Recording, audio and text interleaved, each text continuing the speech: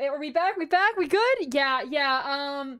As per usual, there was an update and it completely destroyed me. It completely destroyed me. So, we don't have the game on yet because I heard there's an opening cutscene. And I wanted you guys to see it. Is there a chance that I will be able to see it and OBS will have it completely destroyed? Yes. Is there a chance that the, like, aspect ratio I put it is not set? Yes. Am I gonna try anyway?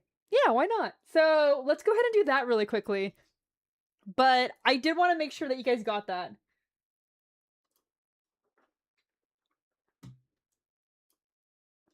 Is it playing for you guys? Is it showing you guys?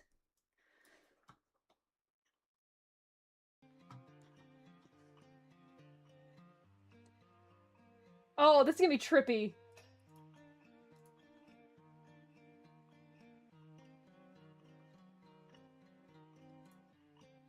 Let me move the capture down. Oh, okay.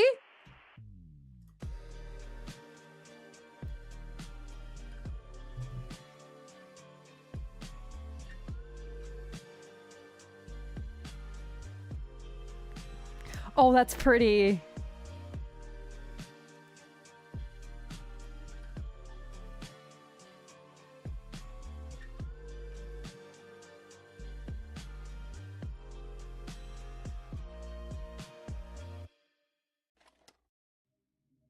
Absolutely high class. Alright, well... What in the Persona Corpse Party is this? I don't know, man. I don't know. I was told just play it. I think it was... Yeah, it was Punchy that suggested this. I was told to just play it. And it looked interesting. It looked pretty. So I said bet. So we're just playing it. I know nothing about it except for it takes place in, like, 1986 USSR. Which, like, not a great sign if we're starting off with the Soviet Union, if I'm going to be 100% transparent. Peak setting! You're so in. You're already so in. Yeah. Yeah. Yeah. That's all I can say. Can I just say, this game was free?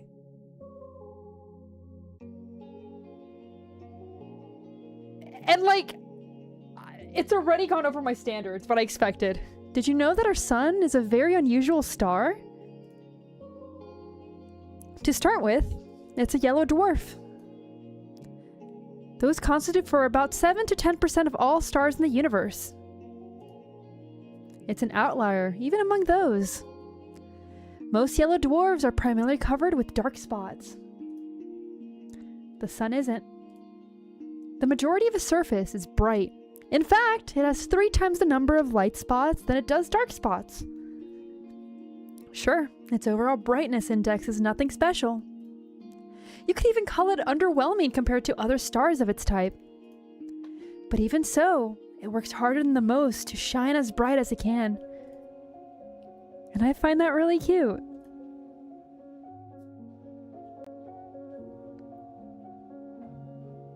I don't remember where I read about this. Must have been some newspaper from years ago. But that small piece of trivia still pops in my mind whenever I look up at the morning sky. It's not much of a view, to be honest. Not much of a sky. Not much of a sun. I guess that's the kind of region it is. Some people say the sun is just lazing around in our parts. What with the constant snow? But people that go around saying that, well, they clearly haven't read that newspaper. Nah, that's the opposite. She's not shaming it. The more I learn about these things like that, the more I learned, the more I realize how incredible everything is. I'm not just saying that to mean amazing. I mean, improbable. You can't deny the world is full of great coincidences. It's to the point where I've begun to ask myself, how much of it can we attribute to pure chance? The universe was so kind as to give us both a star and a planet with the perfect conditions for sentient life. Just the slightest fluctuation in the composition of our atmosphere, the size of the globe, or the distance between Earth and the Sun, and none of the beauty surrounding us would exist. Some would call it a miracle. And of course, that's a lovely way to put it. Okay. I'm already gonna get distracted because it's talking a lot about astronomy. And did you guys know that our composition of how the planets are is weird? More often than not, they're usually like the same size, but because of Jupiter's mass, we're so tiny. So we have a weird composition in our planets where we're not the same mass, and you have these two giants overtaking more than anything. Yet somehow, the conditions were perfect enough for all of us to be here. It's amazing. Okay, we're gonna continue. But isn't that giving the world we're living in a little too much credit? But it's not that I subscribe to any anthropic principle or anything. I'm not so arrogant as to believe the universe exists just for our sake. Or rather, I'm not so sure it exists solely to be observed. When a baby is born, it's not preoccupied with how it is perceived. That conscious needs emerge later, as the child develops self-awareness. Till that point, its curiosity is aimed at surroundings. So if anything, it's the opposite of what the anthropic principle entails. We're social creatures, so the need to be observed makes sense for our survival. But to say the universe itself shares that priority, it just doesn't make sense to me.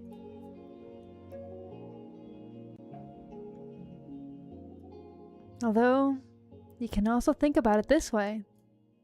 A child is curious about the world because it perceives the world as external. But what if the child is the world? What if all that it could ever observe existed within itself? What can all-encompassing universe be curious about?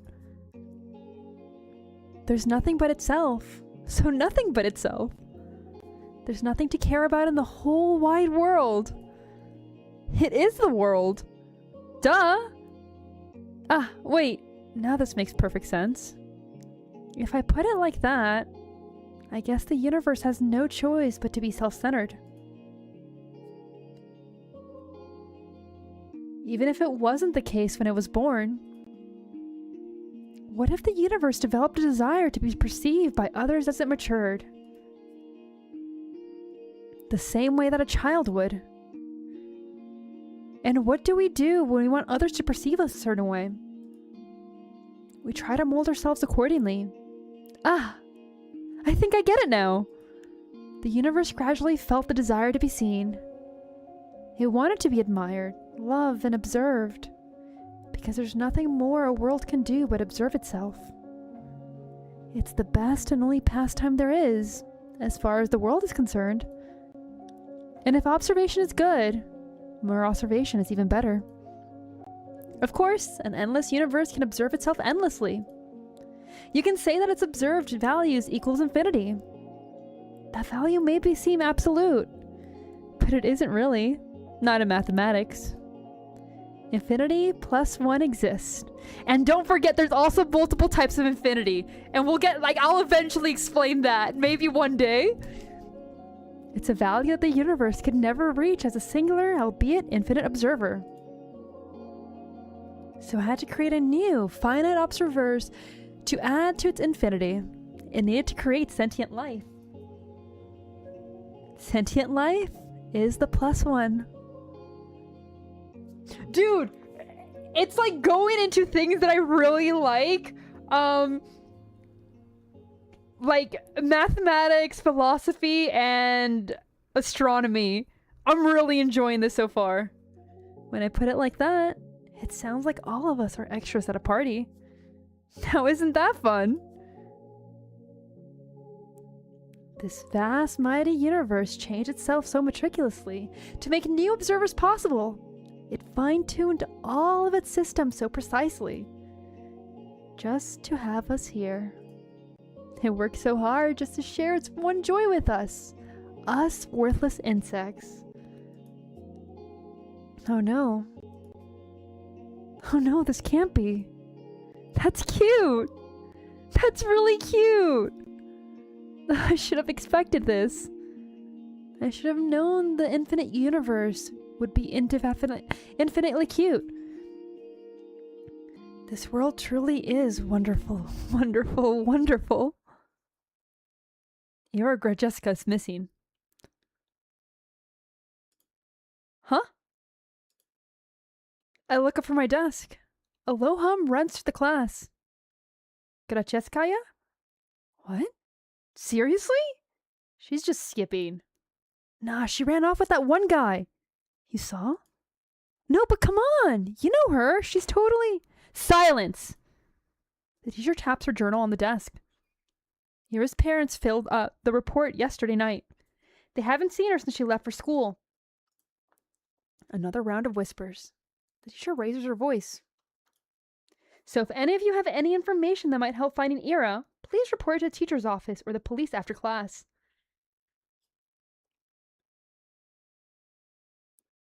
What does that mean, Besh? Welcome in! That is all. On to the lesson. A chair creaks in the back. Wait! You really expected to study like normal after hearing that? Yeah. Yeah, we're shocked, you know. We're worried sick. Seriously, our classmate's missing. Our friend, Arichka. The room fills with repulsive giggles. Why is it not translating that? It oh, never mind. It's because it's like written in... Not with the correct letters. Cut it out. Garin, sit back down. The teacher's voice sounds just as dry as it did when she broke the news. She turns towards the blackboard to write down the date. We all know the situation will probably resolve itself just fine. So let's not act dramatic. If you have anything valuable to say, I'll be happy to hear it in the office. She puts the chalk down and begins the lesson. It's December 19th. A bird flies past the window. So, okay, we're like 4 to 5 years before the fall of the USSR, which is not a good thing. Disappearance? Give me a break. Aren't you supposed to wait 3 days or something? No, you are not. The second someone disappears, you report them. That's a myth. You can file a missing person report whenever, especially if it's a kid. Oh yeah? Hey, let's report each other as missing and see who they find first. You're on. No, but seriously, what's with the sudden hubbub? So she didn't come home. Big deal. I thought wandering off was her whole thing. Right? That's just Gracheskaya for you. Bet her parents just want some attention. Like they need any more of that. I mean, I've heard some weird cases. Yeah, never say never. Crazy is genetic. You think she's in some crack house now? No way. Do we even have any? I wish. At least there'd be something fun to do. Honestly. Hey. But she's like, for sure with the guy, right? The guy? You don't know? Bunch of people have seen them together. Some older dude. He's like 30 or something. Ew. Serious? Yeah, it's so trashy.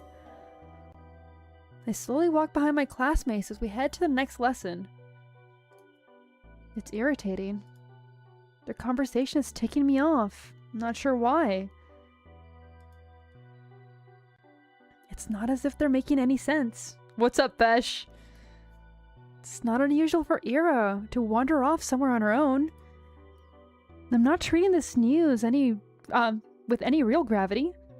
Really, I'm no better than them. There is a trace of worry in my head, but it isn't directed towards Ira. Instead, when I first heard about her disappearance, the thought that flashed in my mind was rather ugly. Now nobody will come to save me. Hey, yo? Gross. But regardless of what people are saying, and regardless of what I personally think, that's still a missing person. Her poor parents must be so worried. Just picturing it makes you feel glum. I will say, so far, they did get the accurate thing of, like, teenagers not knowing how big of a deal it is, and just being little shits.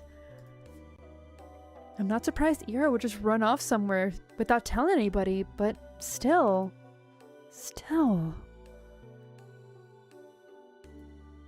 It's not like we've ever been friends. It would be stranger if I acted all torn up about it, right? She's just that kind of person. Always getting herself in trouble. Always hanging out in places she's not supposed to be at. They're right. This wouldn't be the first time Ira left for God knows where.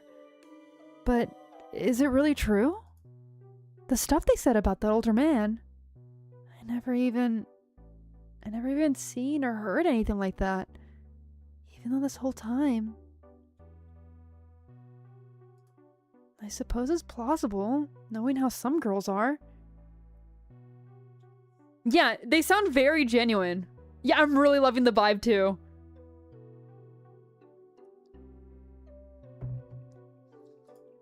Even so, I never have thought Ira would be the type to be love-struck like that. Love-struck, huh? When I put it that way, then it's almost... yeah.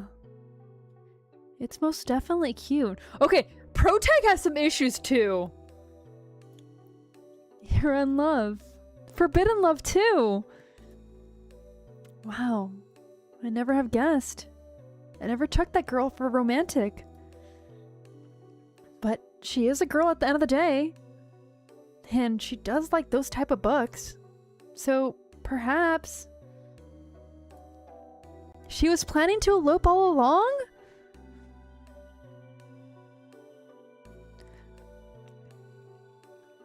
So I'm not shocked about that.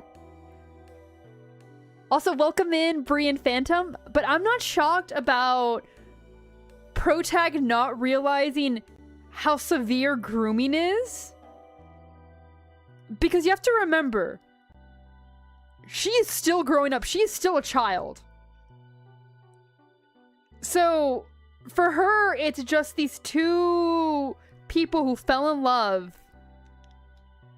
Instead of realizing, oh no, this is someone who might have manipulated someone. So I'm not shocked about that. Because when it comes to that, teenagers don't always realize how, like, bad or strong it is. We grooming dogs, right? God, I hope. Oh, crap. Crap. It's all so complicated. I'm really torn on this. I really am. Yeah, hey girl, you're really mature for your age. Instead of realizing that it's the other person that's immature. On one hand, it's super romantic. Such beautiful young love with no regard for what anyone thinks. It's so incredible. It's incredibly cute. But on the other hand, I'm really sad. It's selfish and it's dumb, but if Ira is really gone, it's like I've got nothing to hope for anymore. I like my women how I like my coffee over the age of consent. I like that, Fesh. Honestly, I like that a lot. They need a lot of... You're not wrong. Huskies do need a lot of grooming. So why was her entire life revolving around Ira? Hey, Shubina. You know anything about this? No? Why would I? Well, you two were pretty close, right? Their whole group chuckles. We weren't. No? No, not at all. Really? Really? I thought you two were dykes. What? They all erupt in laughter. We weren't. We didn't even talk. Vadim, you dumbass. Got Jessica screwing the old guy. She ain't like that. I don't know. Some chicks swing both ways. You never know these days. I don't. It's... Look at her face! Chill out, Shabino. We're just kidding. Jeez. Why are you getting so scared anyway? You really a lesbo or something? I'm not! They just keep laughing. What can I even say to that?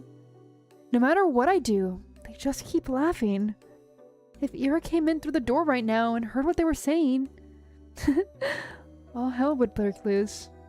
I mean, she only disappeared a day ago. She's probably just coming late today. She doesn't even know there's a missing report. Maybe she's already left her lover's place. Maybe she's trudging through our snowy schoolyard as we speak. No. She's already inside. She already left her wet, puffy jacket in the classroom. And now she's going down the corridor. Up the stairs, to the left. That's right, she's coming! She's gonna storm in any minute now. Right? Right, that's it! I hear her. I can hear her footsteps. She's coming! Ira's coming! What's with the face? You look like you're holding in a shit. She's totally a lesbo. I'm not. I never talked to her. I told you. The steps walk past the classroom. Now that they're closer, they don't sound like her at all. They never sounded like her in the first place. Well, maybe not with her, but like in general. Yeah, you don't have a boyfriend, right, Shabina? Why's that? Huh? I don't know. I just... Dude, look at her. Be real. Come on, don't say that. What, you want to be her boyfriend? Hey, Shabina. Want to go out with Igor? Oi! What? Come on, he's a great guy. Right, Igor? You treat her right. Piss off, man. Yeah, this takes not in Russia, 1986 USSR. So Soviet Union. I'm not doing this. Oh.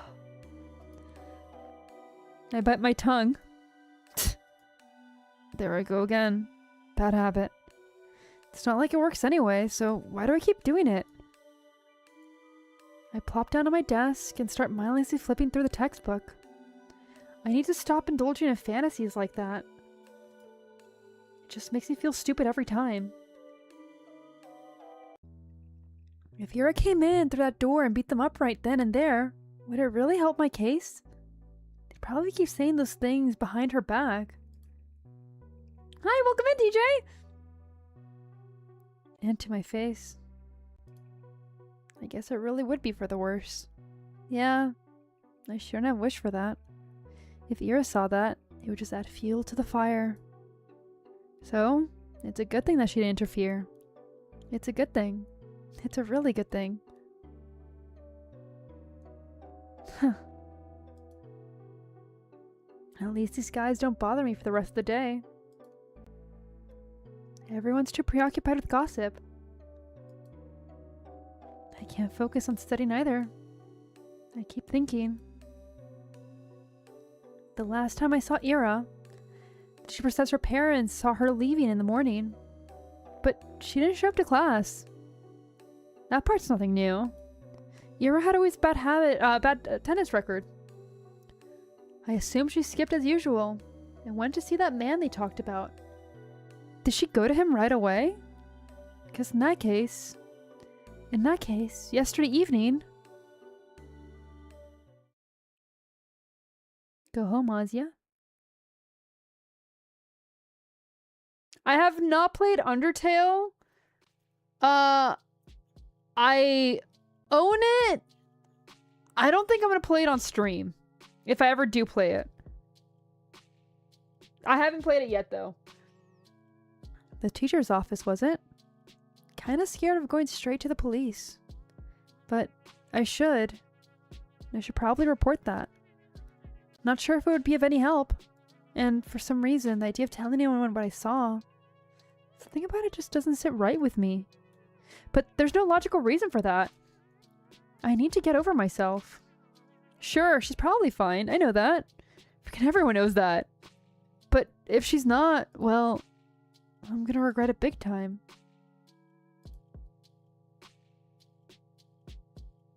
Yeah, there's certain games that I would love to stream. But I think, unfortunately, just because it might bring in some bad people, I'm a bit skeptical. Yeah, when it first came out, maybe, but I didn't get to experience it then. So if I ever do, it'll be on my own.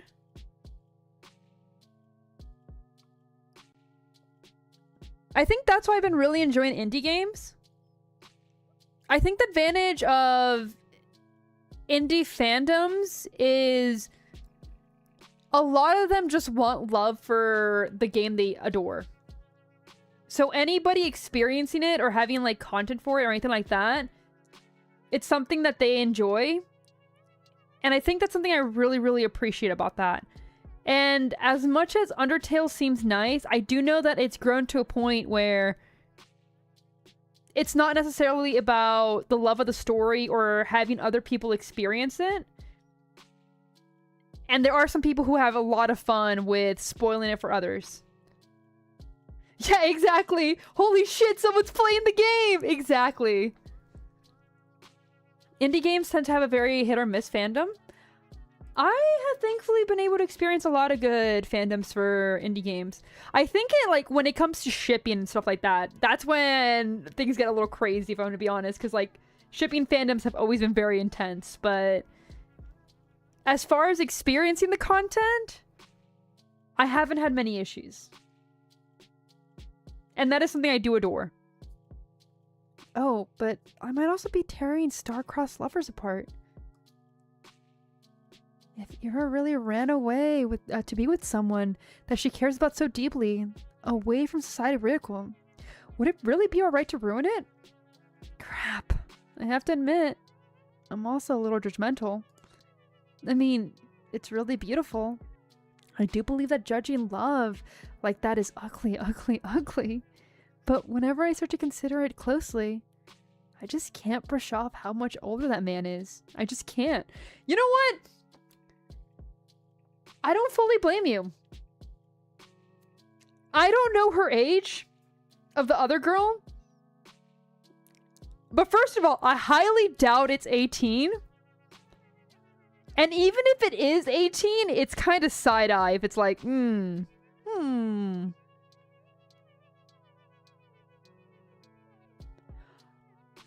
Oh, that's horrible, Punchy.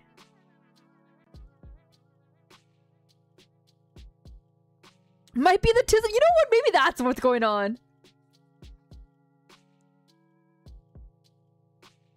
Maybe that is. Ugh, I'm really no better than the rest. Wait, that's it. So that's why I don't want to tell anyone about what I saw. It must be the good in me screaming, don't ruin their good fortune. They're probably so happy together right now. It's none of your business. Girl! Tell someone! Wait, it was Markiplier? People harass Markiplier over Undertale?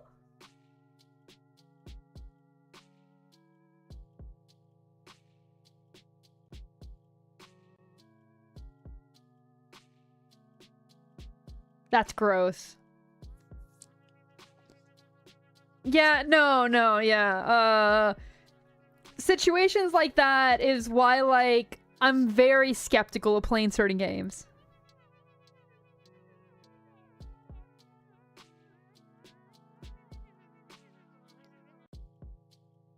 You do have a point there, Bree. But at the same time, everyone kind of judges it.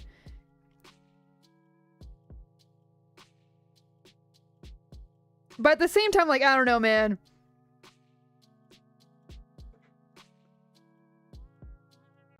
Yeah, there is difference in cultures. Which is something that is important to recognize. But at the same time, the reason why I don't think that's necessarily the situation here, or at least in this VN, is because everyone around them is kind of like, I don't know, man, that's kind of weird. So I don't think it's necessarily a cultural thing in this situation. Or even a survival thing. Because the one girl that we do have the point of view of, because like the other ones are boys. We have the point of view of one girl and she's romanticizing it, not survival in it. Gosh, yes, that must be it. That explains everything. Should I follow my heart then? Should I keep silent? It's not as if I had seen will make a difference. It was kind of inconsequential. There's no point in telling anyone about it at all. It's not the kind of information that points to any particular location or culprit. Not that there is one. So, let's keep silent and everyone will be happy. I'll be happy. The good, irrational me will be happy. The cold, reasonable me will be happy as well. Yep. Good job, Azia.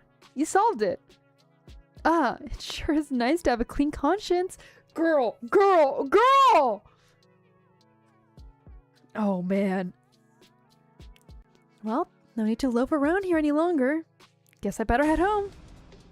Counterpoint! Counterpoint! What if, and bear me with me here, what if Ira is actually missing? Despite all odds, there's actually a possibility that she is in danger. There's even the tiniest chance that my report will help finding her, then that info is worth providing. It is.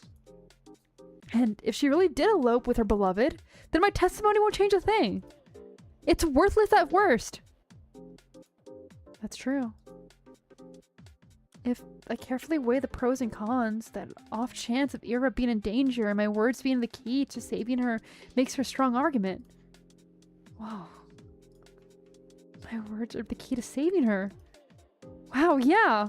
That would be amazing. And then I'd come and visit her in the hospital, and she wouldn't even know how to thank me. She'd say I shouldn't have. She'd say, I told you to leave me alone, dummy. And then I'd just shake my head and respond, it's nothing. I was just doing what I was supposed to. This girl's stressing me out. I feel it, Besh. No. I gotta come with something cooler. I need to think about that. Wait. Why is she in the hospital? Do I hope Ira ends up in the hospital? She's having a schizo moment? I honestly think she's just being a teenager. I honestly think that's all it is, where either her actions, both of her actions, no matter what, lead to like these amazing circumstances. Perfect depiction of overthinking autism. Oh no. Do I hope Ira ends up in the hospital? Jeez, of course not. I don't need my freaking testimony to save her. I hope my testimony is useless because she's already home. Or is calling home, telling her parents how happy she is with the love of her life. That's what I hope for. Ugh, I keep having stupid thoughts today. At least I know what I should do now. I made my decision. I'm going to the teacher's office. Where was it again? I doubt they expect anyone to come. I'll probably look kind of silly. Wouldn't be the first time. Well, who cares? Walking. Down the staircase to the right, down the hall. There, the teacher's office.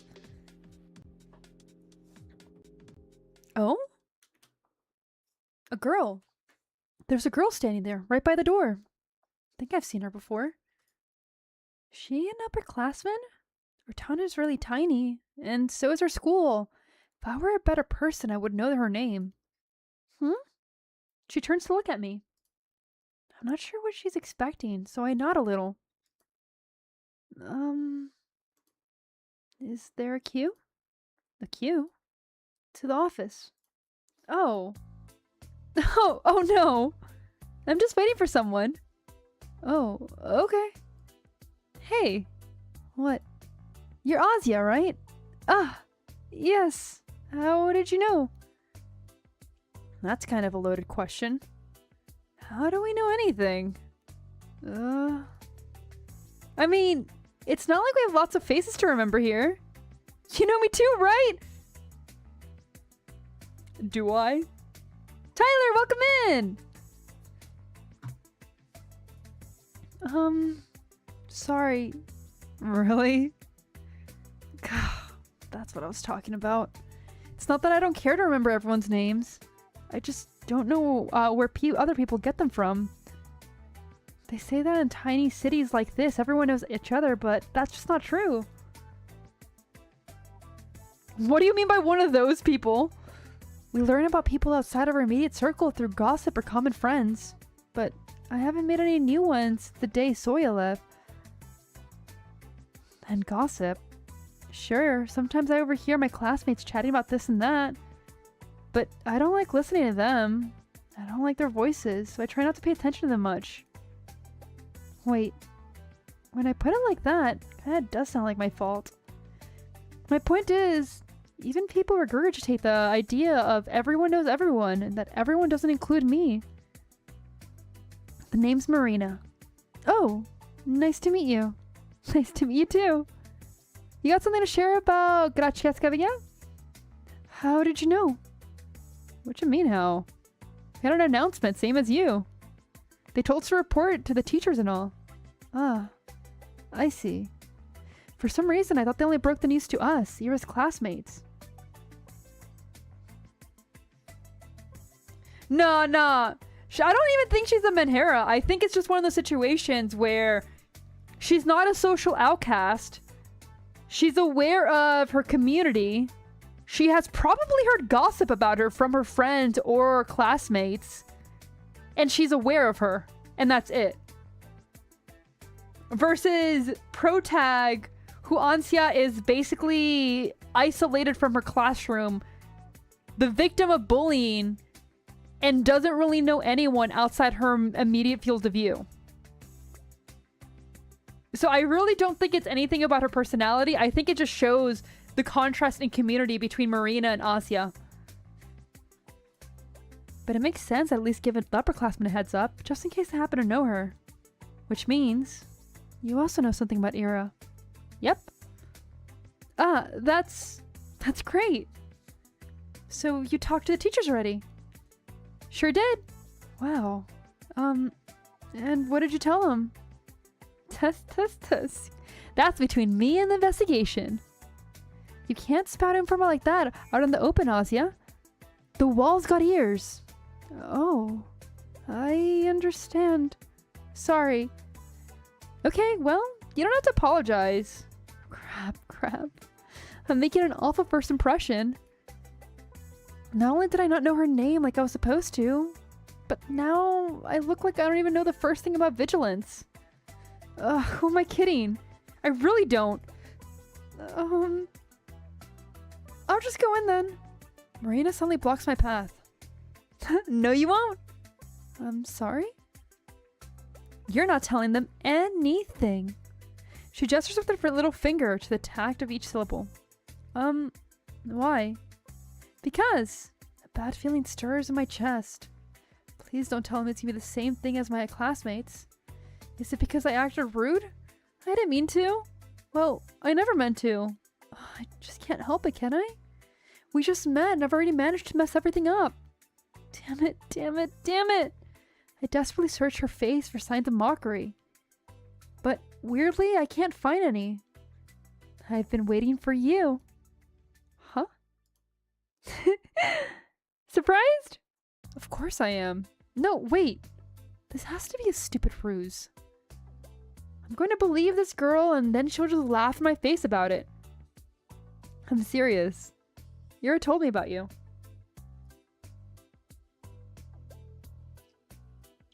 Really? Yeah. Oh gosh, they talked about me? Wow. I'm shocked Marina's as friendly as she is, considering the kind of description Ira could give. Wait, does this mean she's a friend of Ira's? For some reason I never thought about her having any, at least not at school. Enjoy your meal, Besh! Thank you for stopping by! That was really presumptuous of me. I wonder what Ira is like when she's with friends. I know you saw her yesterday. I figured you want to report it, so I ran here as soon as class ended.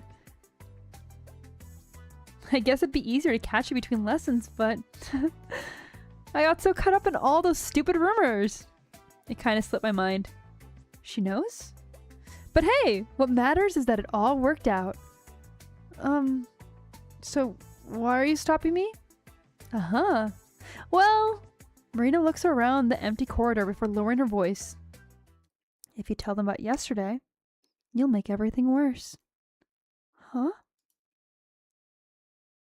Behwa! Yeah, it's pretty cool. We have a pretty cool world. That's why we gotta keep it clean. Let's not talk about this in front of the office, okay? Come on, let's go. She takes a step back and beckons me with her hand. I'm not sure what she has in mind, but it doesn't really look like a prank. Still, wait. I know Ira's probably fine, but isn't it better to play it safe? The faster we share all we know with everyone, the... Quiet, you! I just said we shouldn't talk about this stuff where the adults can hear. What? Marina grabs my hand and starts dragging me down the corridor. She's not exactly being quiet either. All of my stumbled protests sound so weak, they might as well be white noise to the other girl.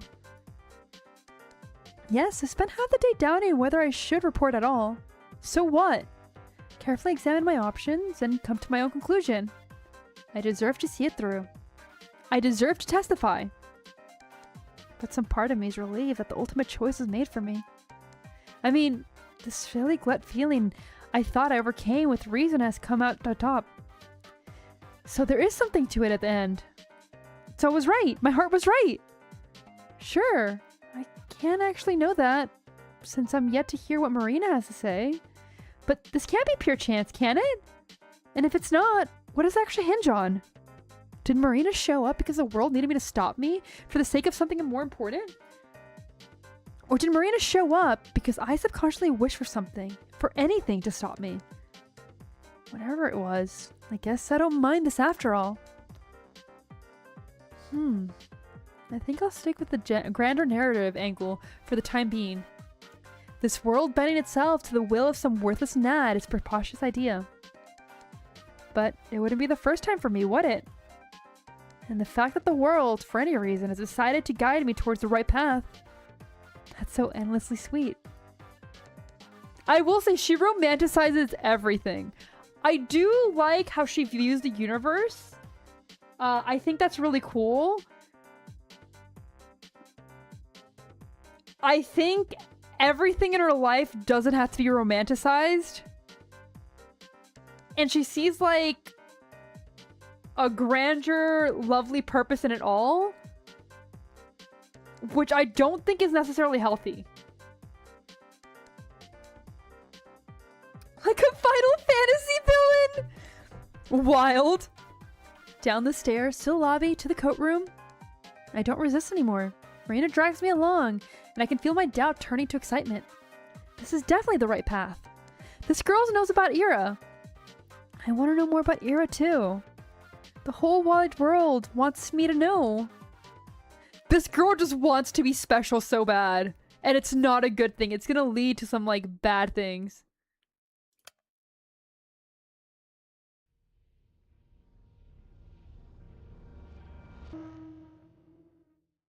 Welcome back. What have you missed? We were going to report about Ira. But we were stopped. Brie, Tumblr would make her worse. Tumblr is not a safe space for this girl. She would start posting like yaoi art and like it'd be some toxic shit. What the hell is your problem? Everyone is looking from Ira to Garen to the chair that just crashed on the floor next to the boy, barely missing him. Ugh. Huh? Kachaskaya, what the fuck? Is she insane? Somebody call the teacher! That's her? That's who we lost? She gotta be saved. Not paying any mind to the commotion that has filled the classroom, Ira storms toward Garen. Her face is contorted with rage. Before he can react, she rips the notepad from his hand and slams it on my desk. I hastily grab onto it. Read that again, I'll kick your teeth in. Huh? Are you nuts? Ira doesn't respond. For a second, she just glares at him, then turns around and stomps back to her desk. The classmates who were caught up in laughing fit just moments ago are watching her in silent bewilderment. They scoot out of her way as she retrieves her bag, then heads towards the door. Crazy bitch! She ignores him. Gretcheskaya, where are you going? Bump. Hey! Ira forcibly pushes past the teacher. You. Gretcheskaya! What? What do you think you're doing? Your parents will hear about this. Her threat falls on deaf ears. So far, I don't mind that. Because it seems like she's going to stand up for what's right. No matter what it makes her look like. And I actually appreciate characters like that. Everyone knew Gretcheskaya. She's always been like that, I think. No, not throwing chairs around. Ira had no regard for the rules that everyone was supposed to follow. I guess they call someone like her a problem child. Her parents got a lot of flack for it. It's only normal in a town like ours. Not just because it's small size, because of its, let's say, exclusivity.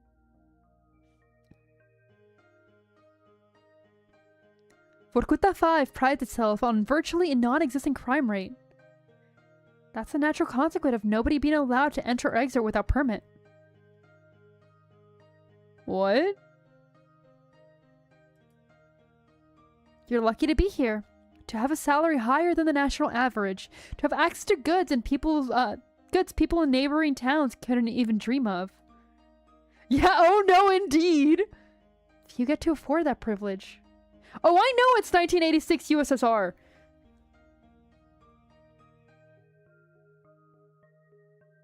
Oh, I know! I know you didn't say it was bad either. But I don't mind that. I'm cool with that.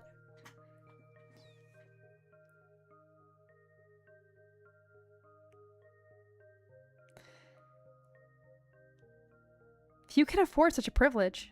Last time I checked, our population has even hit 6,000. So when someone like Ira appears in this tiny society's radar, she's not just seen as a delinquent. I think they mean salary as in, how much you earn per year. Not necessarily how much you're paid.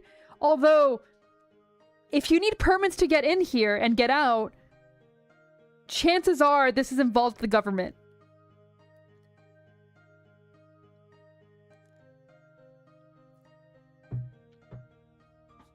She's a puzzling stain on the community that's meant to be spotless. Like a weed that sprouted in painstakingly maintained flower garden. Of course, it's not as if she had appeared out of thin air. It's all in the family, they say. The blame falls on the people responsible. That is, on Ira's parents. Do you think she was too loud? That she was taken out?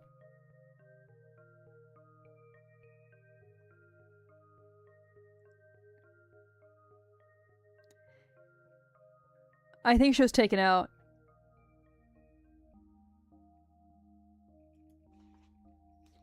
And questions begin to arise.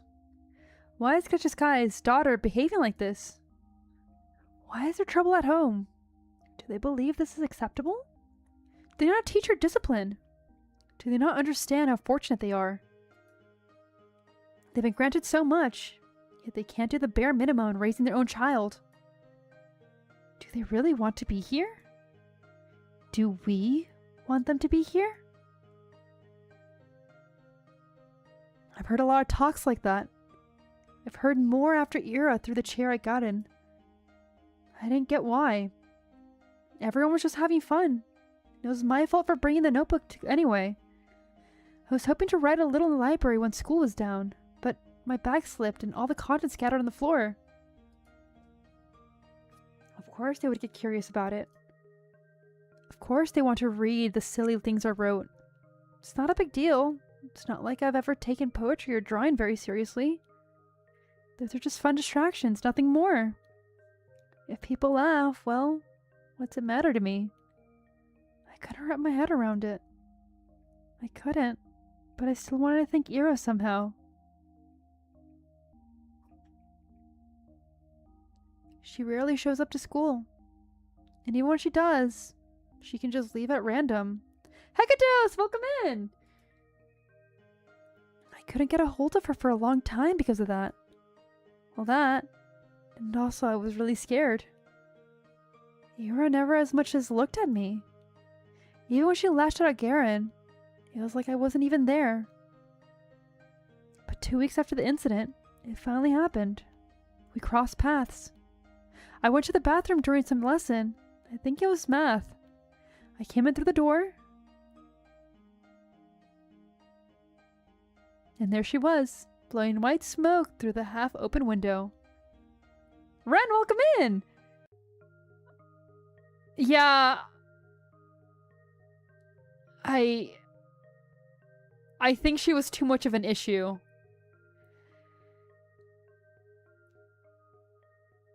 She didn't fit their viewpoints, and I'm so terrified for that, because I really like this character. Man!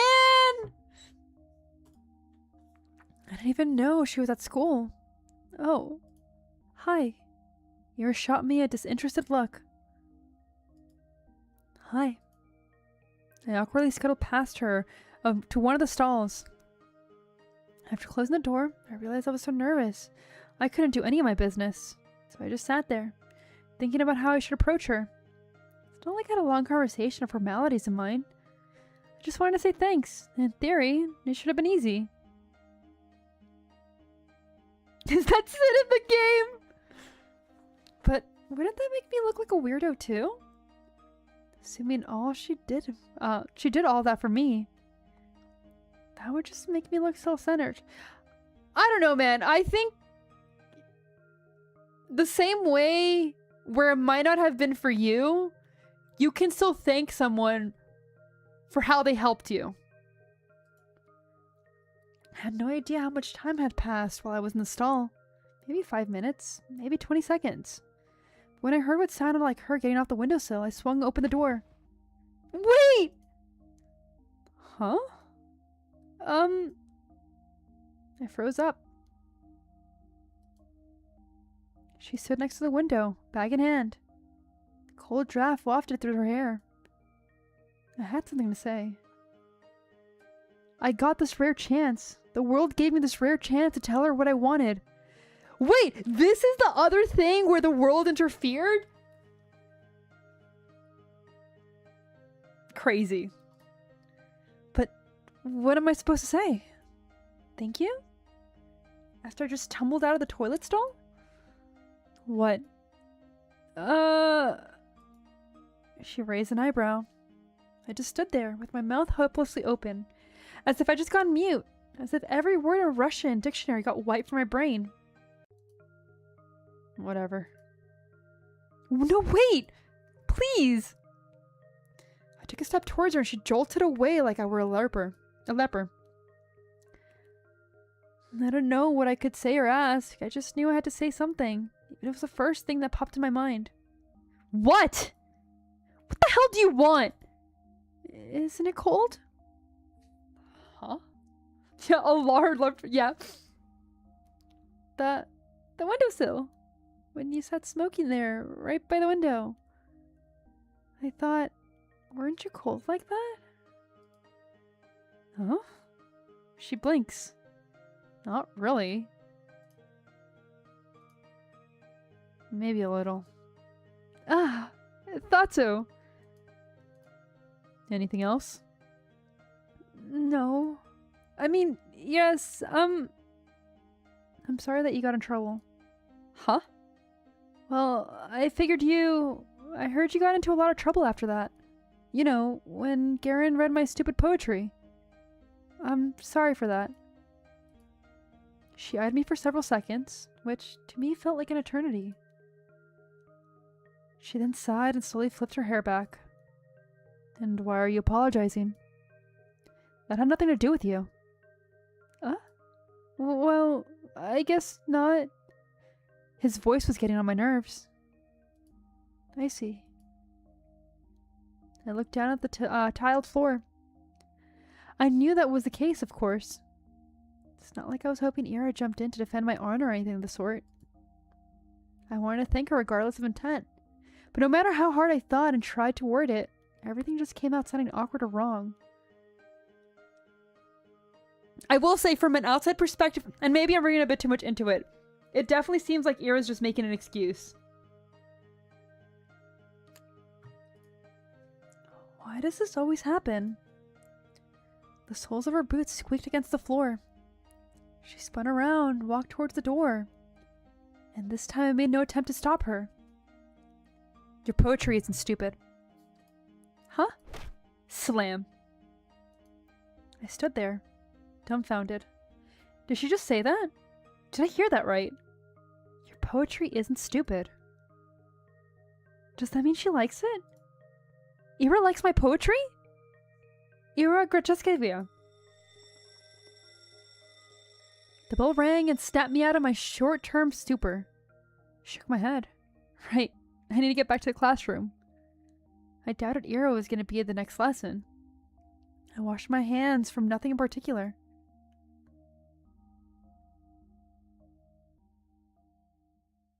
I really like Ira so far. No, and she's missing!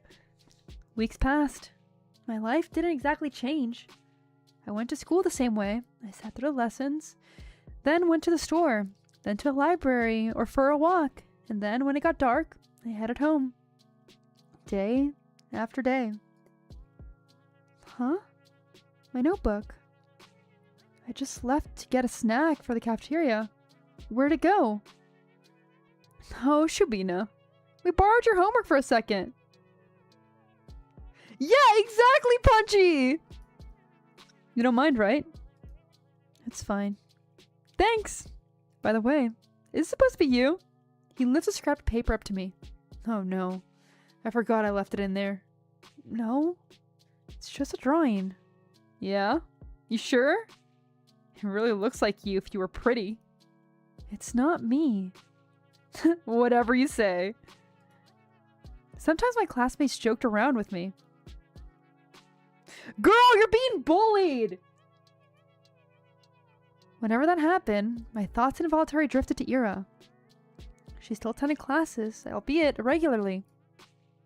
She always vanished during breaks. I don't know where to, but I wouldn't dare ask. Something told me she'd say, none of your business, if I did. And she'd be right. Even so, I kept imagining those scenarios in my head. Not just when I was being laughed at. Started doing it when I was walking home from school, or to the store, or just wandering the streets, killing time. Kept thinking about how funny it would be if I bumped into Ira. I thought how interesting it would be if we talked. I even tried to stay out longer. I started taking new routes. It's embarrassing to think about it now. But... Ira! She just walked past me in the corridor. Not even a nod, not even a look in my direction. I guess I don't exactly stand out in the crowd either, but... No, it's my fault for mumbling. I should have spoken louder. Even though it took all my courage just to muster that much. Even though I definitely think she should have heard it. Hey, Vadim? What? Remember when I gave you 50 kopecks? Can I have it back? Huh? 50 kopecks? When was that again? Last Friday. Jesus. Do you remember things like that? Can I have it back? Man, I don't even remember taking it. You sure you're not making this up? Maybe you gave it to someone else. No, it was you. Jeez. I don't freaking know. It's half a ruble, Shabina. Who gives a shit? Yeah, why do you care so much? So petty. Probably got just lost it or something. My eyes keep snapping to the doorway. It's empty, of course. What am I waiting for? Even if she showed up, what would she do? Mug him in front of everyone? That would be really funny. Hey, stop thinking that. Maybe he really did forget. Who knows? Girl! You're gonna get taken advantage of like crazy.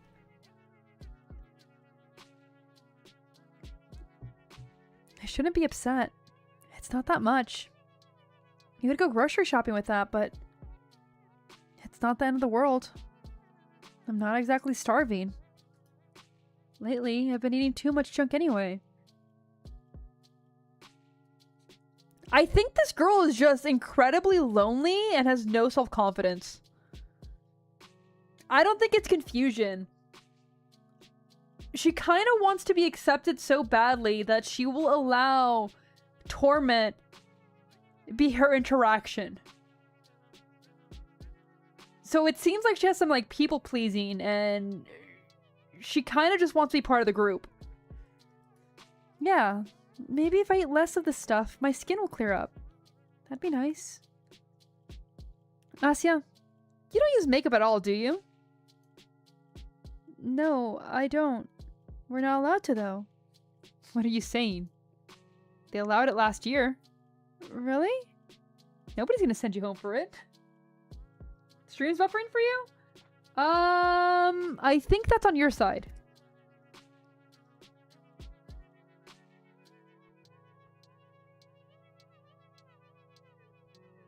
Ira? I don't think Ira is confused. I think Ira sees the injustice of what's going on.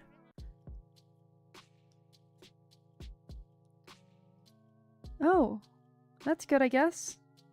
These girls really talk to me. They're usually pretty nice, though. At least when they're not joking along with the guys. Girl! Girl, no! No! Oh! Girl! It's a different form of bullying! I think one of them likes Vadim. She laughs a lot whenever he says anything to me. I suppose we have a very different sense of humor. It's okay, don't worry, Nathan. But you never tried it before, yeah? Makeup? No, never. Seriously? You're like 15 already. 14. Okay, yeah, so these kids are young. So definitely, like, it being a 30-year-old, nah. Same thing. You gotta learn to do it at some point. Especially with that complexion. Well, I'm not really... Hey, how about we help you out? Yeah. Just some light makeup. You'll see what it's like. I don't know. Come on, it's gonna be fun. Yeah, you're gonna love it. Alright, but... Yay! Come here then! Gonzo, welcome in! I don't think people do unpleasant things on purpose. Nobody wakes up in the morning with the goal to make somebody feel bad.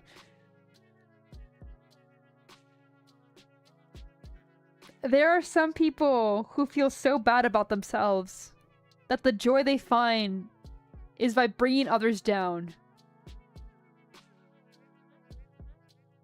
This world's gonna eat you alive. I really believe that.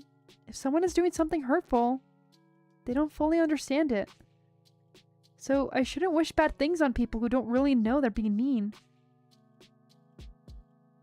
They know they're being mean.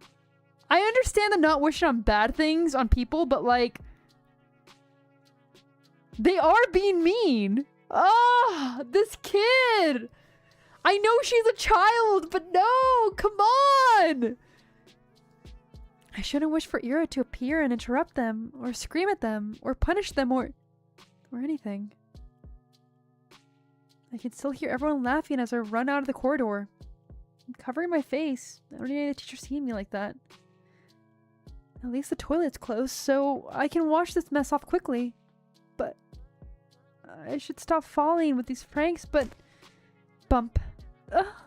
Sorry. I lift my face without thinking. Oh no. Ugh. The hell? Ira jerks away from me. I can't blame her.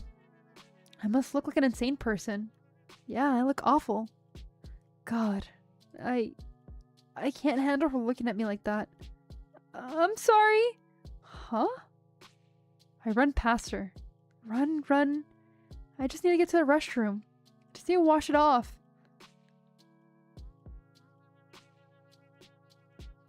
After about a month, reality had dawned on me.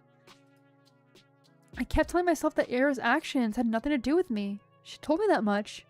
And I'm in no certain terms.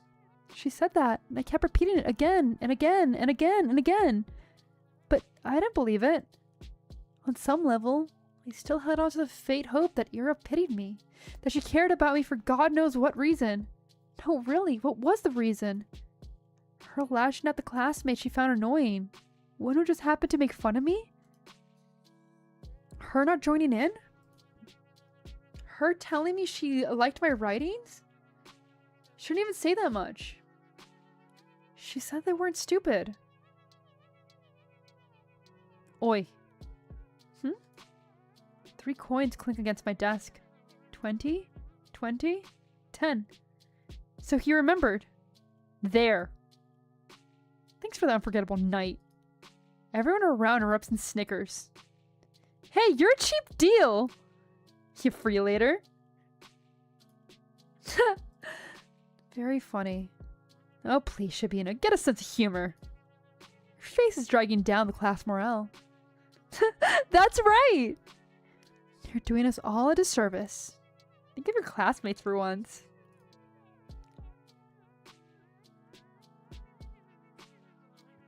Man. Why is the good character gone? Oh, a lot of them do. They're just bullies. I let myself believe something would change. I thought about it as if I deserved it. As if I didn't have it good enough before. As if my life had any real problems. I was just being greedy, plain and simple. Getting my hopes up over a silly coincidence. Oh, so stupid. Can't help but laugh. Ha ha ha. But that's okay. I know better now. I was being ridiculous. It's shameful to admit, but... better late than never, right? Beckwag, look at the gym! I got a little too caught up in my own little world. And hey! Even if they didn't amount to anything, I can still appreciate those little encounters with Era for what they were. Brief, but wonderful moments.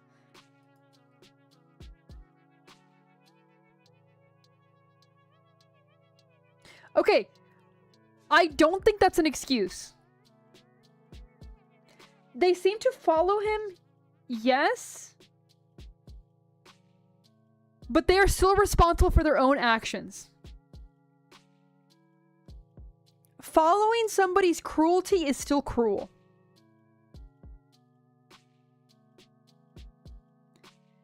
So, I don't know.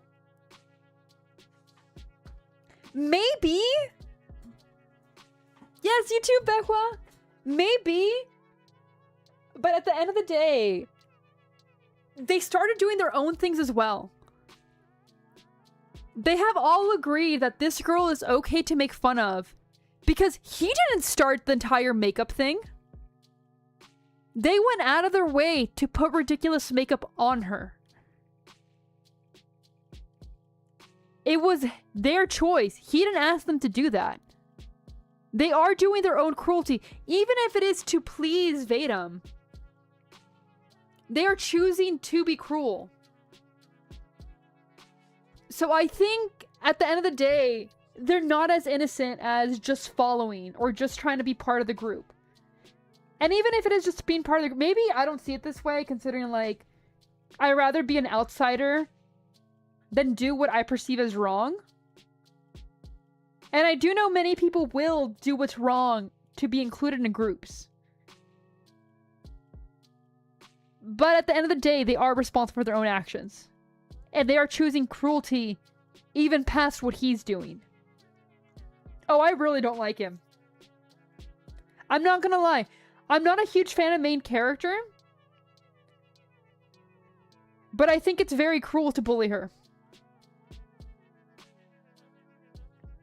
Yeah, rather be left out than join in terrible things. I think that's why I enjoy Era so much. She sees the cruelty of what's going on. She's doing her best to stop it. She's ostracized by her society. And she does not care.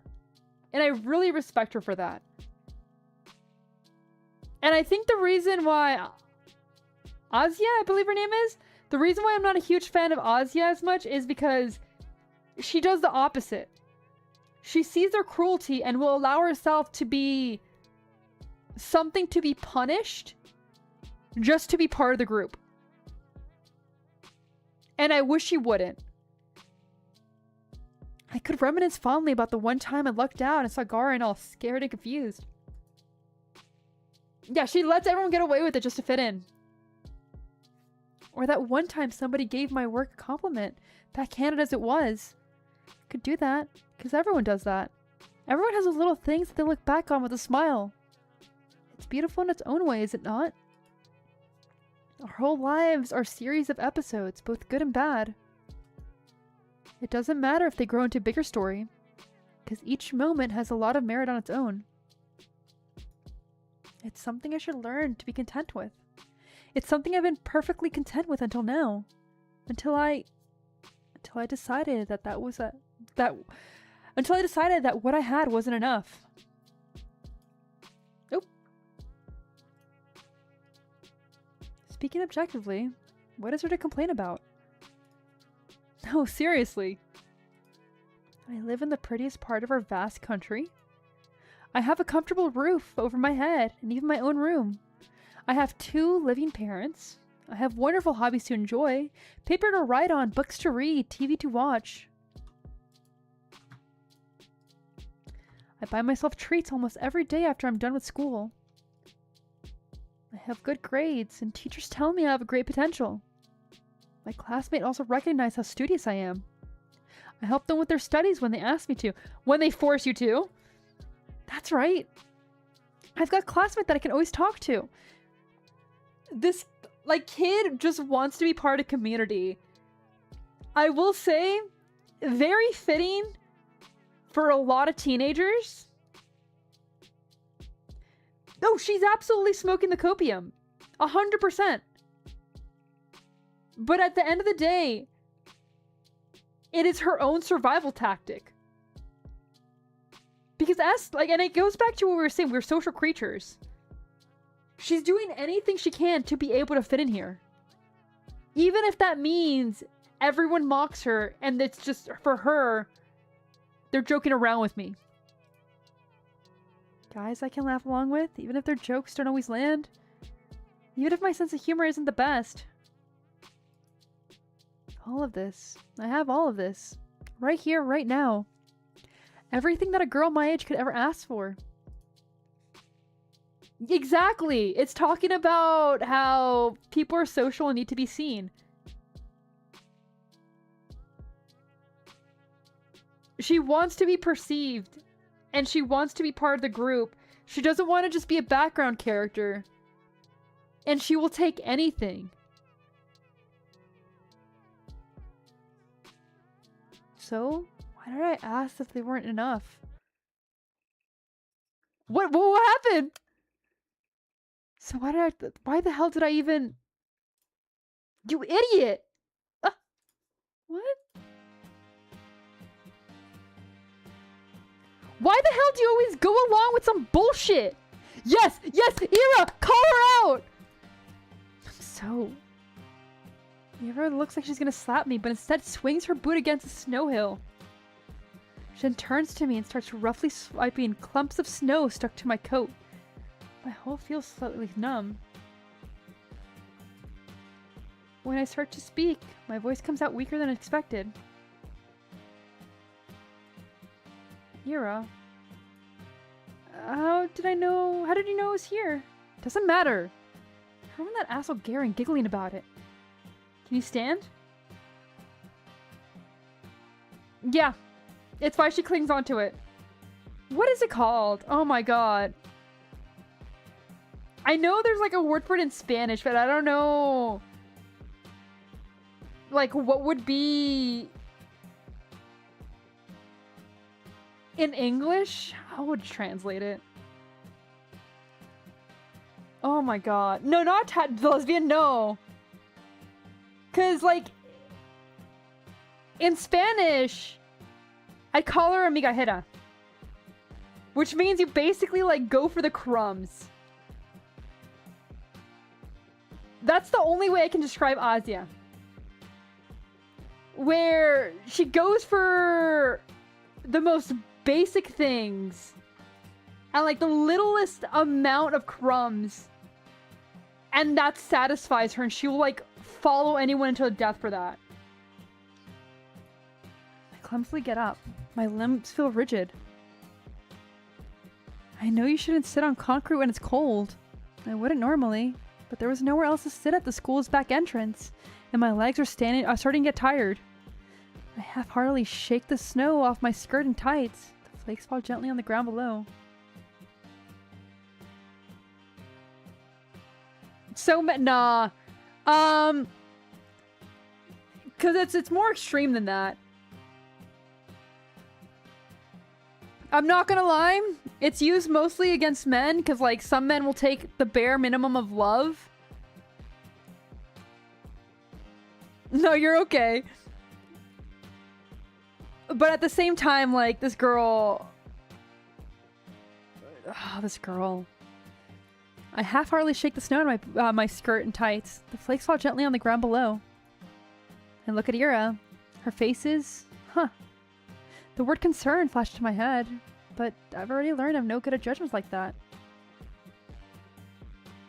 She looks like she came out of Yakuza? That's my gal, man! That's my gal! I shouldn't be presumptuous. It's a bad habit of mine. I shouldn't flatter myself. I shouldn't. But the question escapes before I manage to cut myself short. So why are you here? I think, like, not even Stockholm. She is like an abused puppy, where it will still try to seek out relationships and, like, people. What do you mean, why? I told you, Gaiden was bragging about slipping you that stupid letter. No, that's not what I'm talking about.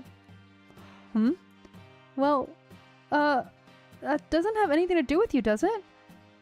As soon as I said that out loud, I realized I messed up. I really did. Now she's gonna punch me. Mira's gonna punch me for real. She's gonna punch me and then never speak to me again. I don't even say sorry. I just brace myself for the incoming blow. Physical, verbal, I don't care. I've earned it. No, not really. It doesn't concern me at all. It's just annoying.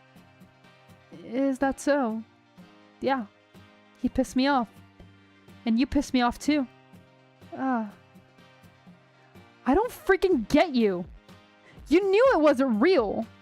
There's no way you believe that, right? Right? I didn't believe it. I'm not that stupid. I looked down at the moist, crumpled letter I forgot I was still holding. It was the oldest trick in the book. A love letter prank. Really? Who would fall for that? I stare at the shriveled up piece of paper, and something about its whole existence feels extremely sad to me. You want to burn it? Huh? I already know how her mentality worked just based on that.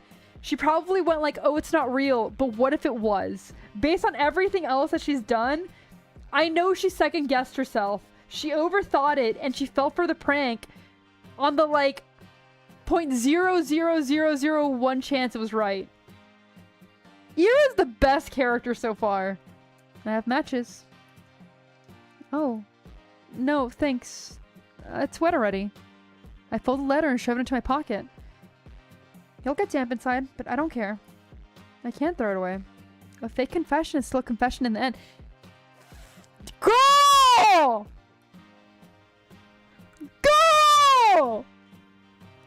Oh my god, woman, no! Not even woman, girl! Those words didn't choose to be written insincerely. It's okay. Even if this whole thing isn't real. I met Ira today. Ira came. After all these weeks of praying, Ira came. Yeah, she's cooked as hell! Thank you. Huh? I smile at her. Even after I said I'd come to terms with it. No. Right as I was saying it to you, myself, to the world. I knew that I was lying. I don't even think she's dumb. She's just so desperate for affection, she'll allow herself to get burned over and over again. Couldn't throw away the last dumb scrap of hope I had. The small, involuntary thought that crept into my mind whenever I felt slightly lonelier than usual. Even if it took so long, she finally came. I didn't really do anything, really. Ah, flustered. Ira's flustered. Is she flustered? Really? That's cute. That's just so cute. Huh? What's with you? Oh, right. I'm grinning like an idiot. Sorry. I'm fine. Whatever. I'm going home. What? Already? Ira gives a quick once-over. You. Take care. Ah. Yeah, okay. Bye-bye. We wave at each other and I watch her disappear behind the corner. I hesitate. Maybe I shouldn't. Feels like there's still so much I want to say to her. I don't know what or why, but I just know it's a lot. I turn and walk a couple steps in the direction of my home. No. Changed my mind. I run back.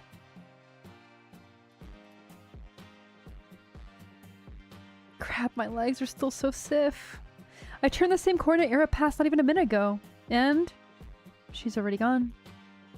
I sigh. The snow here isn't deep enough to leave clear footprints. Not that I'd be desperate enough to follow. Tuh. Why does she always leave in such a rush? You would have absolutely followed them. You can't lie to me, girl. We're gonna save here really quickly. It's okay. My life didn't exactly change. I went to school the same way. I sat through the lessons, then went to the store, then the library, or for a walk. And then, when it got dark, I headed home. I don't even think it's doomed Yuri. I did do a quick save earlier. So don't worry, I had a quick save already done. But a real save, this is the first one. Day after day. Because at the end of the day, like, Ira's not romantically into her. She just wants some type of relationship. And I don't mean romantic. She wants someone to recognize her as a human being. And I think in a way that's sadder. She doesn't want to be loved by her in that way. She just wants friendship. And I really, really think that that's devastating. She doesn't even have that. She wants community. Sometimes, my classmates joked around with me. Whenever that happened, my thoughts involuntarily drifted to Ira. She still attended classes, albeit regularly. She always vanished during breaks. I don't know where to, and I wouldn't dare ask. Somebody told me she'd say, "None of your business," if I did. Unfortunately, it's much more common than I wish it was. And she'd be right. Even so, I kept imagining those scenarios in my head.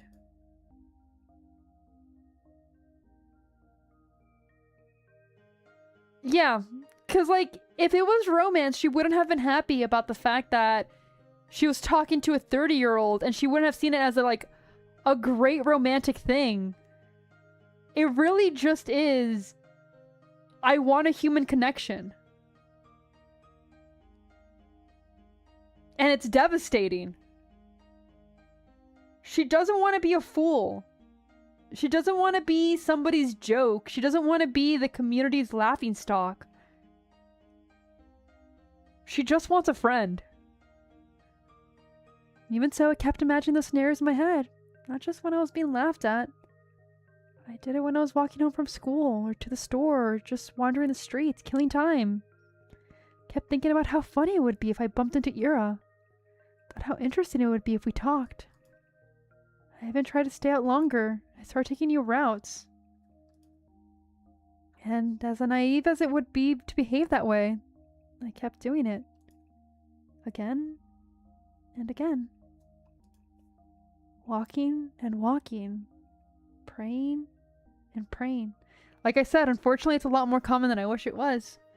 But that's okay, because at the end of the day, no matter how lonely it gets, we eventually find others. And it's important to remember that. Do you assholes ever shut up? Huh? Ugh, this bitch. Nobody saw Ira enter the classroom. Everyone was too busy whistling and laughing. Ah, and she caught me in a really dumb pose. Well, that's on me. I wouldn't have chosen Dare if I knew she'd see me like that. Though, choosing truth when I was playing with these guys, I'm not sure what's worse. Oh well. I'm saying all this, but I got what was coming to me. Didn't you just come in a second ago, Gonzo? Welcome in! I chose to embarrass myself, and as I did so, I kept begging, wishing as hard as I could for Ira to appear. And so she did. And now, despite the overwhelming shame, I feel so happy that I might explode. Ira walks to her desk, barely paying me a passing glance. All the boys skirt out of her way. Only Garen doesn't.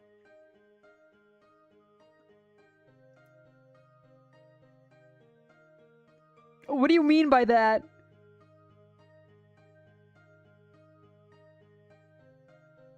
Yeah, she just desperately wants Ira to be there because that's the first person to treat her like a human. Move. Nah. What's the rush? Come play with us too. Huh? Dude, are you serious? Come on. Have some fun for a change. Look, Shabina's having fun. Right, Shabina? Please don't look. Yes. See? Ira doesn't flinch. Out of my way! Or what, gonna throw a chair at me? To everyone's surprise, Ira calmly puts her bag on the nearest desk. She starts digging through it without a word. Garen lets out an awkward chuckle. What, got a grenade in there or something? She looks at him. Hmm? Swish. Whoa! Garen jumps back, bumping into another student. What the fuck? Everyone shifts away. What was that? Huh? What the hell? You. Something silver shines in Ira's hand. It's a bow compass. Is that? You serious? Stupidity, that's what happened. Man, what'd you do? She doesn't say anything. The room fills with low murmurs that quickly turn into jeers. Psycho, nutcase, crazy bitch. Ira lowers the compass and makes her way to the desk, looking unbothered. Ah, it's just like last time. Ira saves me without acknowledging my existence. Maybe some onlookers. No, most people would think she didn't plan on helping me at all. I don't even think she's not acknowledging her existence. I think she's giving her a lot of grace. She knows that Azia's put herself in an embarrassing situation. And yeah, she could look at her and pity her. But instead, she lets her keep her dignity. And once again, maybe I'm reading too much into it. Maybe I just have too much respect for Ira. But that's how it feels like to me. Fairly Odd Parents? I don't know what you mean. And that's what I'm inclined to think as well. Yet, my unreasonable heart is still elated. I'm getting some really silly thoughts. The 2 times when Ira lashed out at Garen were the 2 times she saw him laughing at my expense. That can't be a coincidence, right? Of course it can. It was only 2 times. 2 times, and weeks apart. You'd be an idiot to think otherwise. Yes. I guess you're right. It's the only logical train of thought. I should agree. I would agree. If only. I didn't do anything, really. If only Ira didn't show up that day. It's been 2 weeks since then. I haven't stopped replaying that moment in my mind. Over and over and over and over and over. I don't really get sad about Ira ignoring me at school or anywhere anymore. Because in that moment, I got all the justification I could ask for. It was everything that I could ever have for. Girl! Girl!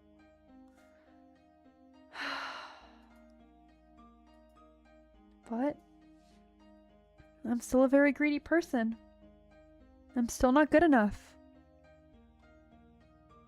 I still keep looking for her when I'm out. It's almost ridiculous how hard it can be to catch a person in a town this small. But at some point, I start to wonder. I saw my classmates regularly out and about. Strolling along the main street, at the courtyards, at the community center, at the store, at the cafe. They weren't hard to run into. But it was as if Ira spent all her free time at home. You know what? I disagree with you, Ren. First of all, child. Gonna put that out there, child. Second of all, I don't necessarily think people like this need to be in a relationship. The reason I say that is they will be easily taken advantage of in a relationship. I think what she needs is a human connection. She just needs a friend. She just needs to realize that she's also a person and she's not lesser than everyone else out there. You're okay, man. I figured. Which could be the case, but didn't sound like something she would do. From what I heard and could assume, she didn't have the best relationship with her parents. Spending hours on end in a home like that. Every day. No, I really doubt that. Yeah, you weren't here for that. It's okay, don't worry. I understand, but I still stand, like, even if she was an adult, I don't think she needs a relationship. She needs community. And that is what she's craving. The other, more probable option was that she preferred the outskirts. Maybe she didn't want to be bothered? That sounded like her. Well, despite that being highly likely, I was hoping to do just that. Bother the heck out of her. I felt almost brave about it. Ira could totally get pissed. She could push me away. She could even attack me. Whoa. But for some reason, I didn't really think she would. Not only that, I think people like this are more likely to give themselves up completely for the benefit of their partner. And I think that's the opposite goal of what she should go after. Because at the end of the day, you do want her to realize that she is her own person. She's not an accessory. She's not there to please others just for the sake that they'll look at her. She deserves to be observed, but not because she pleases everybody else. She considers herself very greedy, but she's not. She'll accept the bare minimum.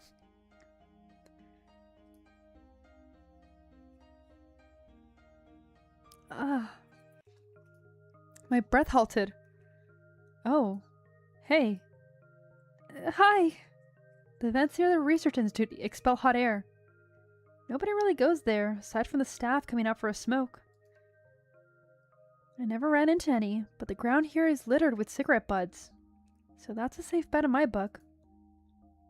Why is Ira here of all places? Again? Huh? How many times can you buy into the stupid pranks? They seriously sent you all the way here. What? No! I didn't get any letters after that. I was just taking a stroll. A stroll? Here. Yes. Okay. Ira gives me an incredulous look. Do you, like, smoke?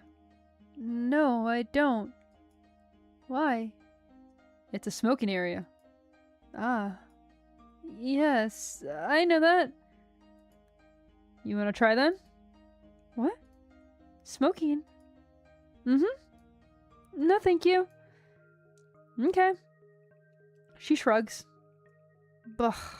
Awkward start. Russian girl not smoking. Russian outcast child.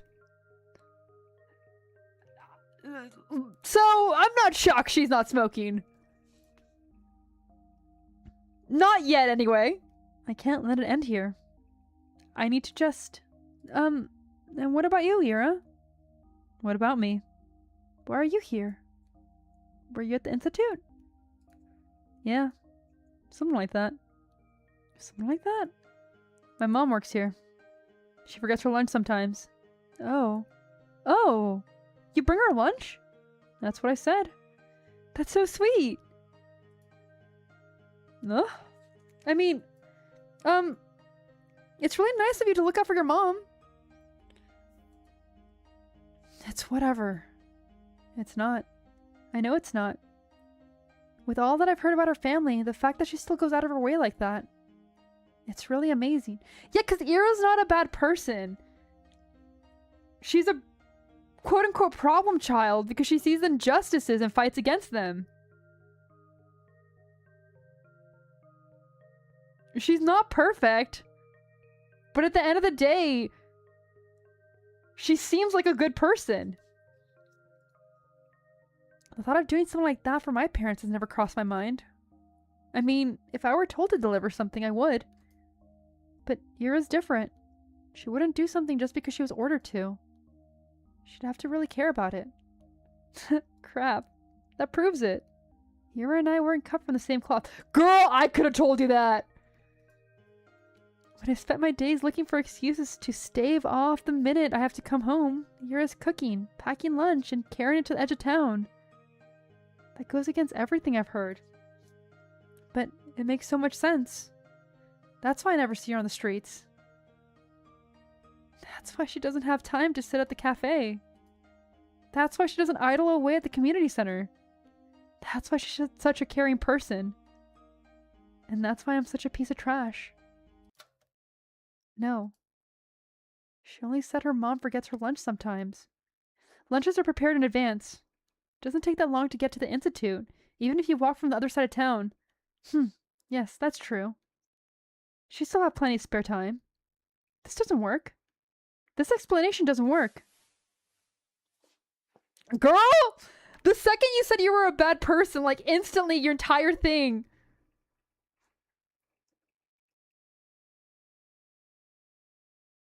Ew, no. Nah, never daughter, gross. Ira walks back into the building.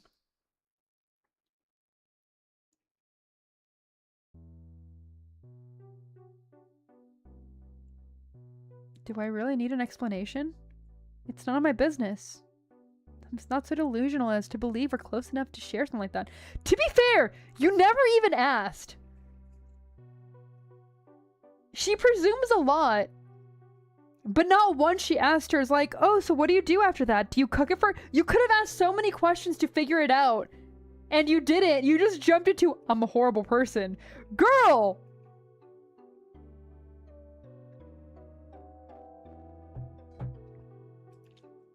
That'd be nice. But that's not how things work. Things work like this.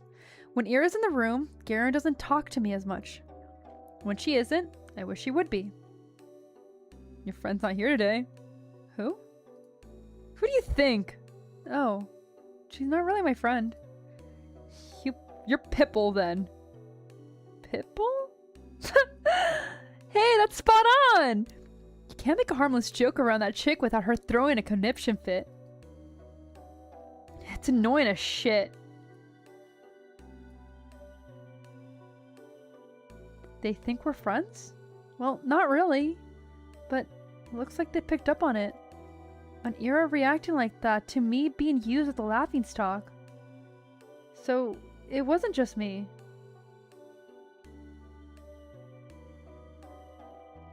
I mean, she hasn't had any real interaction with Ira, but I don't think that's necessarily because of Ira's side. Ira seems to be very closed off. She doesn't give explanation for her motives. She understands that she does not get along with others. And Azia wants friendship, but doesn't know how to build one, probably due to being kind of an outcast. So, it wasn't just me. It's not just my wishful thinking. That's nice to hear, even if I still don't know for sure. It's the most comforting thing I've heard out of Garen's mouth to date. At least she barely shows up. Yeah, they'd probably kick her out before New Year's with their attendance record. Good riddance. That's right. Ira can't possibly be meeting the minimal attendance requirements. I don't know about her grades, but... Wait, I don't think they can expel her. Huh? Why not? We're the only school in town. Where else is she gonna go to? Damn, good point. Phew. Well, her parents can just send her away. You mean to another town?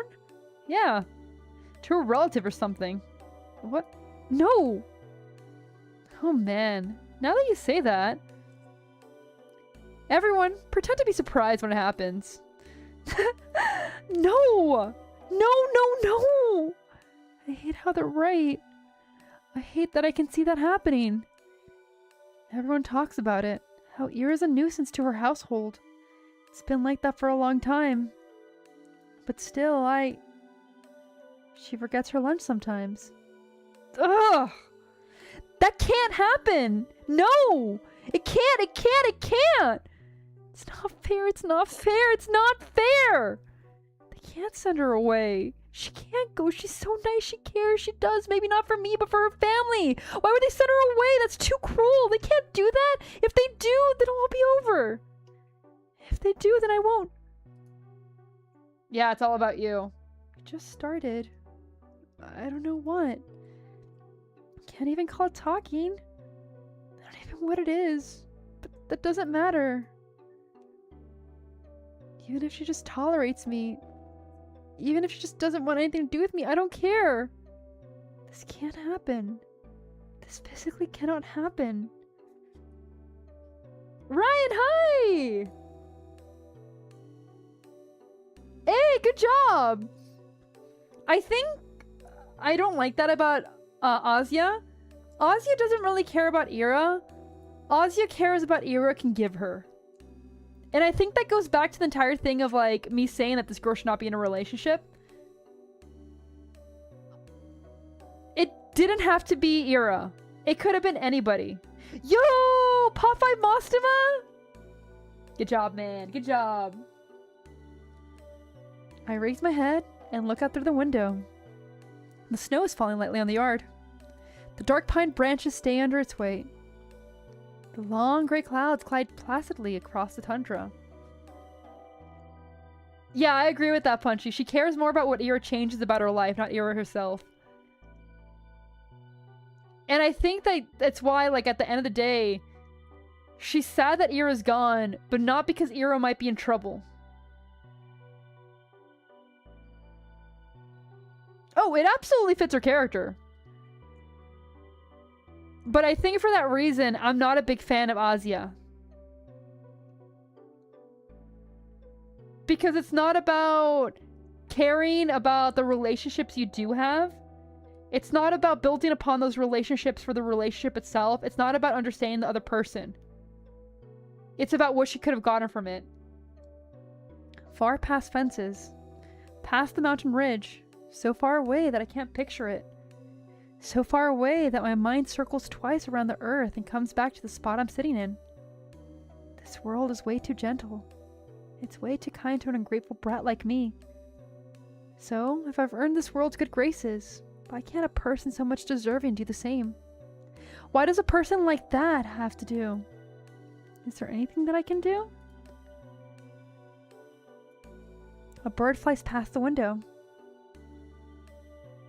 Yura. What? I'm really using all my luck up these days. Yura sits smoking in the girl's bathroom, just like she did when I first talked to her. Some snowflakes blow into the room and stick into her hair. It's gotten colder. Maybe you shouldn't sit so close. I know you don't like going to class as much, but you can really get kicked out like that. Is that why you came here? To tell me that? I know that. I'm not stupid. I don't think you are. Do you just really not care? Everyone says they'll get sent away. That your parents will send you to live with a relative. Is that true? Probably, yeah. Of course it's true. I knew it was true when I asked the question. Maybe if you just cleaned up. If you stop skipping now, then maybe you won't have to go. And if you're having a hard time with studies, I can help. We could go to the library or something and then... There's 1 month left. That's not gonna work. I get it. My voice is shaking. It's better if I kept staring in my shoes. It's okay. That's what I expected. Of course I knew it's pointless to cram at this point. It was just an excuse. A selfish ploy to get some scraps of Ira's time before she goes. Yeah, even this was just to get some time with her. I wonder, did I do the same when Tosia moved away? It's only been 3 years. But now that I think back to it, it's all so hazy. I was a very different person then, I'm sure. At least, I probably didn't humiliate myself like this. Hey. Thanks. No, I didn't do anything. It was a dumb suggestion. It was nice of you. Nice. Right. She doesn't know. She thinks I'm doing this out of the kindness of my heart. It's just not fair.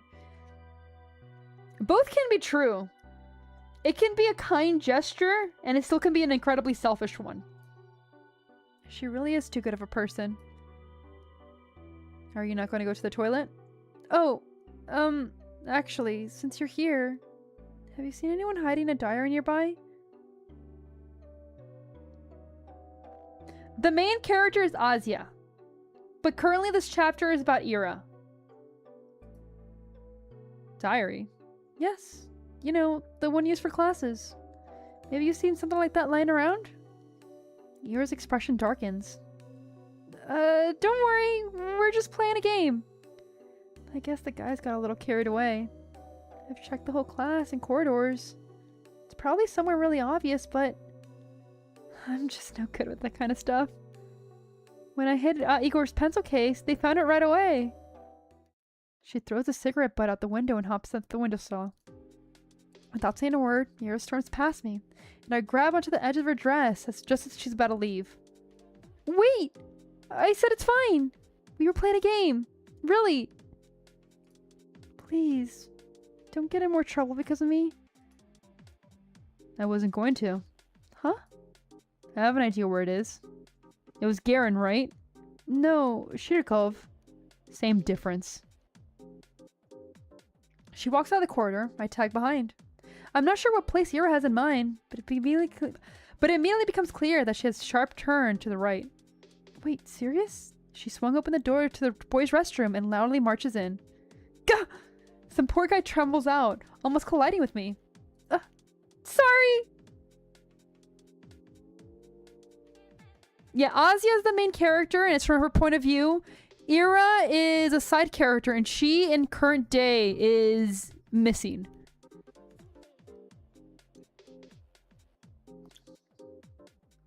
We're sorry. He turns and shakes his head at me in disbelief. I mean, what's there to say? I follow Ira to the bathroom. Ugh, the smell is so much worse than this one. I look around and see Ira's hand reaching above one of the stalls. Ah, there it is. My diary. Right by the tiny window at the top. Ira steps onto the toilet pool. Please be careful. I'm fine. She grabs onto the flush tank secured way above. Then, using it as an anchor, she reaches the windowsill. Catch. Pep. I clasp a diary in my hands. It's really been here all along. I look up at Ira, who's now awkwardly trying to get down. Wow, Thank you. Yeah. Oh, what? Bam. Ira almost loses her balance, but jumps just in time. The bowl makes a loud clang as she hops off. Whoa. Are you okay? Yeah. Let's get out of here. You think it's broken? Don't know. I didn't see anything. Huh? But why would I be in the men's toilets? Gross. Ah, I see. Wait, we're gonna save here? I think that's a good stopping point. Because I do want to make sure to take care of my voice. This is like 6 to 9 hours long, if I remember correctly, and that's like normal people time. Not Sin getting distracted time. And we know this is probably going to be like an extra hour or two just because of that. So we're going to save here. Tomorrow is Thursday? Yes, tomorrow's Thursday, so we don't stream tomorrow. Yeah, so 20 hours, like, shut up, man. So tomorrow we don't stream, but we'll be back on Friday. And yeah, we'll go ahead and continue that. As we discuss all the problems with the pro tag. She has a lot, man. She needs therapy, but like, this is 1986 Soviet Union. She's not getting it. She's not getting it, man. Thoughts so far? Ira is the only character I truly like. Azia, I kind of pity. Everybody else so far, I hate. Are you a story game streamer now? I always have been.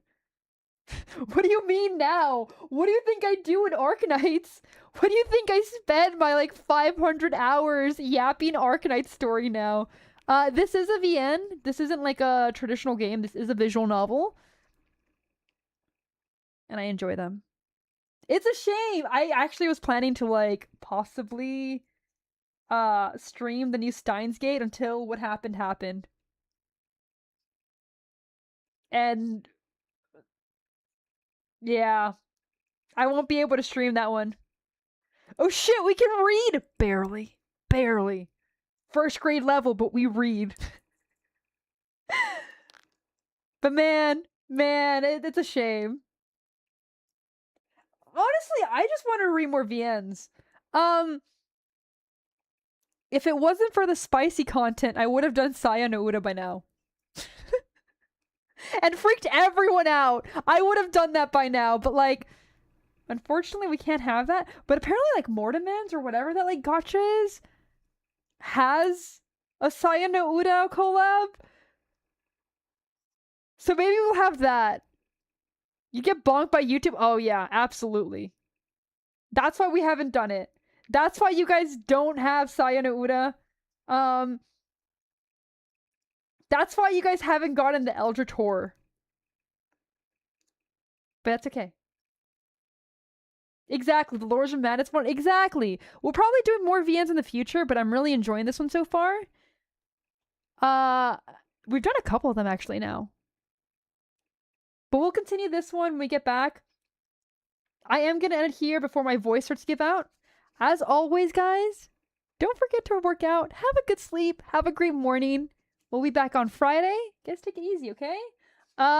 Remember, you're in more space than Azia gives herself. Please. Don't fall to the level that Azia has. You guys deserve a space in this world. And it's not begging for crumbs. With that, I say good night. Bye bye, everyone. Wee wee wee wee. Also, Nathan, they didn't take it away because of the Eldritch Horrors. They took it away because not suited for work. Bye bye. Good night.